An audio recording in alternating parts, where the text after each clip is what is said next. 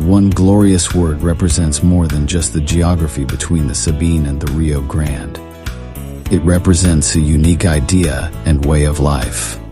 A life of rugged individualism, proud self-reliance, gritty toughness, and fierce independence. That is what made Texas, and that is what will save her again.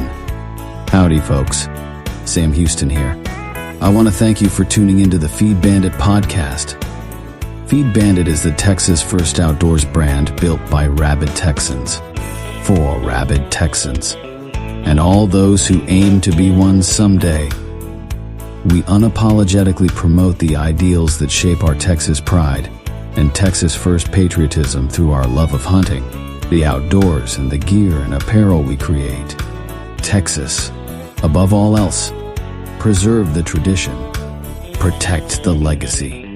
Check us out at feedbandit.com. And to repeat that great rallying cry from a former colleague of mine, liberty or death.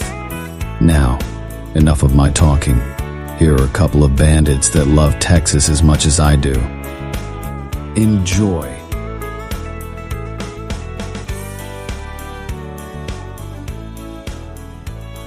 Howdy, friend. Welcome back to the Feed Bandit podcast. Jimmy back with you. And on this one, I'm just going to do a couple of quick articles that go over some of the things you can do in this hot summer now that, man, we're in July, and the last week has started the brutal temperatures, especially down where I live in the hill country. Actually, up to this point, it's felt pretty good, all the rain that we've gotten's kind of temped down the digits on the thermometer, so it's kept it, not too bad actually. But yeah, over this last week, it's been pretty brutal. So if you get bored and you're wondering what to do, obviously there's a lot of work to do out at your lease or your land. And if you're lucky enough to kind of be down, around where I live, or further out west or whatever, where there are exotics, you can always go out there and try to pick one off. It's hot. Yes, you'll be sweating. Your what's off. But remember, there's always something to do. It's always something to kind of go after. Not in addition to the exotics, you could also go after some predators. We started the predator strategy about a month and a half ago, maybe 2 months ago. And we're going to continue that, not necessarily in this one, but probably one of the next ones that come out. But here's just a couple of cool ideas, cool things that happen when you head out to your lease, in the off season, if you do have exotics. So one of these is, and these come from Lone Star Outdoor News, our favorite newspaper. Quick trip to the lease pays off. When a late-season cool front coincided with a window of free time, James Meissner made a quick trip to his low-fence deer lease in Kinney County. He had low expectations other than to enjoy a couple of sits with his bow and a tripod under what would likely be the last cool conditions until the fall. To his surprise, a mature axis buck gave him a perfect broadside shot opportunity at 25 yards. In the picture here, this is a beautiful buck. Quote, "This was just one of those situations where I happened to be in the right place at the right time," Meissner said. "I didn't have any cell cameras running, so it's not like I had been patterning this axis buck and had plans of hunting for him or even seeing him. I just thought it'd be nice to get away for a night out at the ranch and figured I might as well take advantage of the cooler weather and make a couple of hunts between filling feeders and setting trail cameras." Meissner chose to hunt an area that typically holds herds of axis during the late spring to early summer months. He stealthily walked into the area and got set up in a tripod shortly after arriving to the ranch in the afternoon. Quote, "The tripod I was in was tucked in a tree about 50 or 60 yards away from a feeder at the edge of a sendero," he said. "I put out some hand corn about 25 yards from my stand and got settled in." Several whitetails came out first, but during the last hour of light, Meissner noticed a couple of nice axis bucks show up around the feed pen out in front of him. Quote, "One was definitely older and more mature than the other," Meissner said. "I waited patiently and hoped he would come my way and into bow range." Both of the Axis bucks ended up funneling down the sendero toward him and stopped to eat some of the corn he had thrown out. The larger of the two bucks turned broadside, providing him with a textbook shot opportunity. He drew his bow and let an arrow fly. Quote, as soon as I released the arrow, I could tell it was one of those times when I was fortunate enough to make an excellent shot, Meissner said. The Axis buck only ran about 30 yards before he crashed and expired. I was elated. I had no real intentions of shooting an Axis on this trip, and ended up harvesting my personal best. And yeah, this guy, he's very tall, very nice symmetry, just a beautiful animal, absolutely beautiful animal. That's kind of like probably my ultimate, in my mind at least. I'm not too picky as far as like mounts go and things, but I do want to have a very big and tall Axis buck at some point to put on my wall. I do not have one of those yet. So very cool. Congratulations, James, for that beautiful Axis. All right, and here's another one.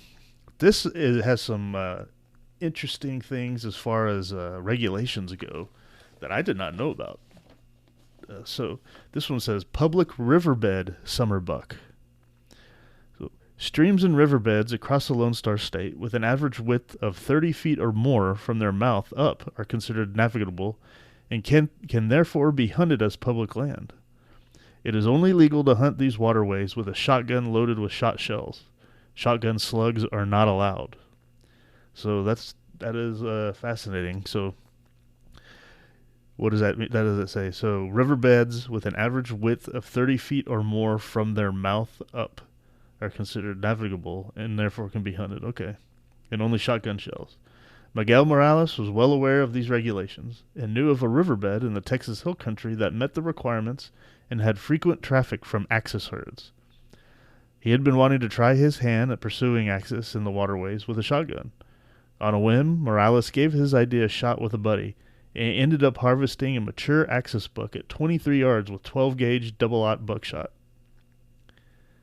I was hunting with my buddy Bryson Catlett, and we actually called a game warden the day before we went out just to make sure that we understood the regulations correctly and our actions would be legal, Morales said. Not a bad idea. If you're when in doubt, call and verify. That can also help you make friends with the game wardens. You never know in the future how they could help you out for whatever reason. Continuing. They could hear Axis bucks roaring nearby the next morning when they began their spot and stalk adventure along a dry section of the riverbed at dawn. Quote, before we covered much ground, we decided to glass the section of the riverbed where we were standing, Morales said. We immediately laid eyes on a herd of Axis crossing the river. End quote. Morales and Catlett began to move stealthily through the riverbed, stopping to rattle every few hundred yards. Quote, we were working a section of the riverbed from one river crossing to another, Morales said. It was about a 1.5 mile stretch. We came across some Axis doe at one point, and we could have probably stalked within range of them, but we were dead set on waiting for a chance at a buck. They came across a pocket of water in the riverbed at one point and sat over it about an hour, and nothing showed up. Quote, once we got to the next river crossing, we decided to turn around and hunt our way back, Morales said. We had made it about halfway back down that stretch of riverbed when we heard a buck start roaring on private land. The pair of hunters hunkered down by a small brush in the middle of the riverbed and started rattling. A few seconds later, they could hear 2 Axis bucks fighting not far from them, just out of the riverbed in the brush. Quote, they were probably about 100 yards away, Morales said. We could see the brush moving around where they were sparring, but we couldn't see them. Then one of the bucks appeared at the edge of the riverbed and seemed to be the one that had lost the fight. The buck was breathing hard, looked worn out, and started trotting away along the edge of the river. I was facing in one direction, and Catlett was facing a different angle, Morales explained. All of a sudden, the other buck came charging into the riverbed straight at me, almost as if he was looking for the other buck that had just run off. He stopped and was facing me head-on at 23 yards. I picked up my shotgun, took a shot, and he dropped right where he was standing. I honestly couldn't believe it.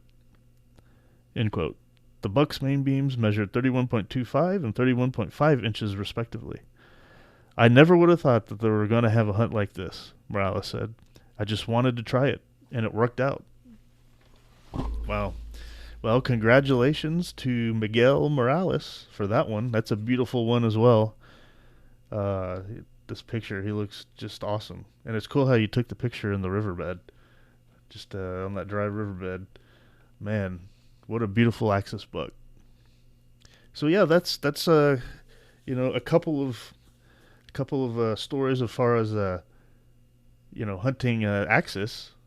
Let's see. One other thing that would be of interest to you folks who have, I think, either have exotics on your land or, you just go somewhere to hunt them.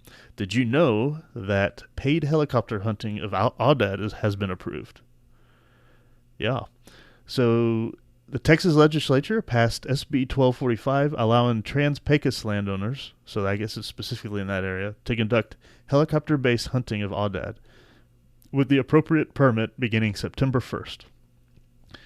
Chris Atkinson, a helicopter pilot who flies an R-44 in the areas surrounding Van Horn, said helicopter hunting for aoudad has been going on for years, mostly in an effort to protect desert bighorn sheep.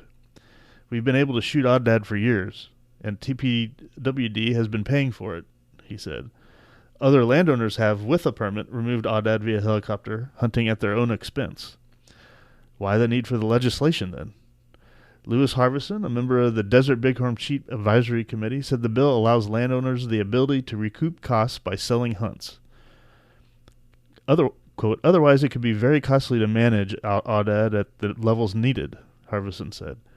The legislation adds aoudad to what was previously known as the pork chopper bill, which allowed the hunting of feral hogs and coyotes from a helicopter. The West Texas aoudad population has exploded to what some estimate to be 30,000 animals. Wow. The aoudad compete directly with native species for critical resources, like food and water, and their grazing habits degrade vegetation, threatening the delicate balance of desert and mountain habitats. Aoudad are also carriers of Mycoplasma oviparinamuinimine, a bacteria responsible for causing pneumonia in susceptible species, including desert bighorn and commercial sheep and goats. West Texas outfitter Wes Mundy supports the effort. You have to manage the aoudad, he said. They'll eat all the grass and everything else, affecting bighorns, mule deer, elk, and destroying food for cattle, sheep, and goat operations. I did not realize aoudad were that much of a kind of a pest. Mundy said landowners would severely limit helicopter hunting on their land. They, quote, they are making money on aoudad and don't want them gone, he said. But just like a place that's overrun with hogs, you better shoot them from the air to control them. You can't do it from the ground. The Texas Parks and Wildlife Department is tasked with creating regulations to govern the aerial hunts. Atkinson said he isn't likely to fly commercial hunts in this area. I only want to shoot with experienced shooters, he said. The mountains are dangerous for flying. Even with the aerial hunting, Atkinson doesn't believe the impact on the aoudad population will be substantial. Quote, some landowners like aoudad and the animals will find the pockets of protected land and stay there and repopulate, end quote. While those who prefer to have mule deer will be more likely to use the aerial hunts. Quote, feeding protein is a large problem, Atkinson said. Aoudad will eat almost triple the amount of protein feed as mule deer. Good Lord. In past captures, mule deer were in poor condition due to drought conditions, while aoudad were fat and healthy, according to Sean Gray, Texas Parks and Wildlife Department's mule deer program leader.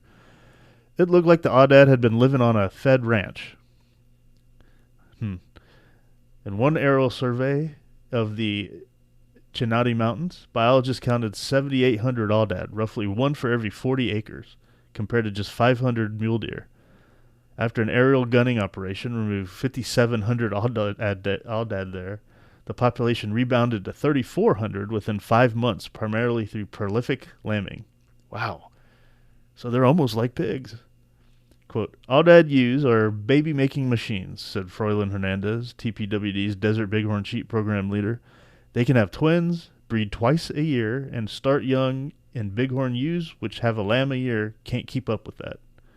Wow. Okay, well, they are like pigs almost. I did not know that part of it.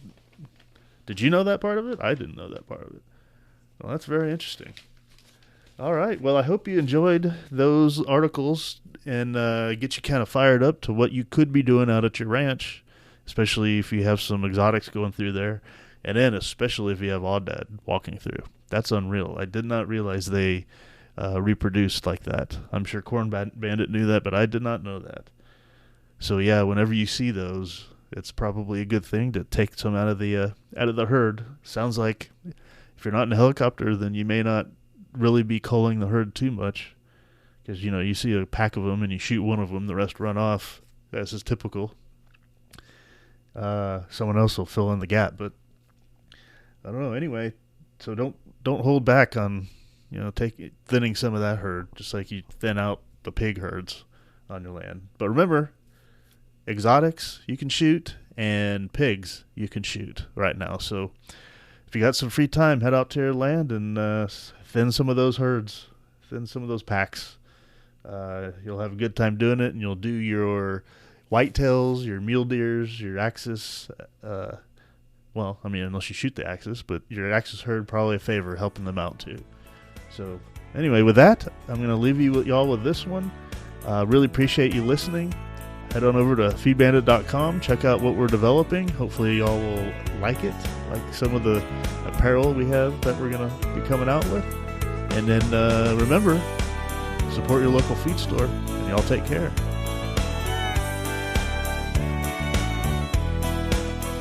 Well, I hope the bandits gave you an interesting episode that either entertained or educated you. Or better yet, both. Hell, I told them this podcasting thing looks harder to do than defeating Santa Anna. So if you would, please help them out by sharing it with all your like-minded friends to help the bandits get the word out. And don't forget to check us out at feedbandit.com and grab some gear and apparel to support the cause of Texas. Remember, Texas, above all else, preserve the tradition, protect the legacy.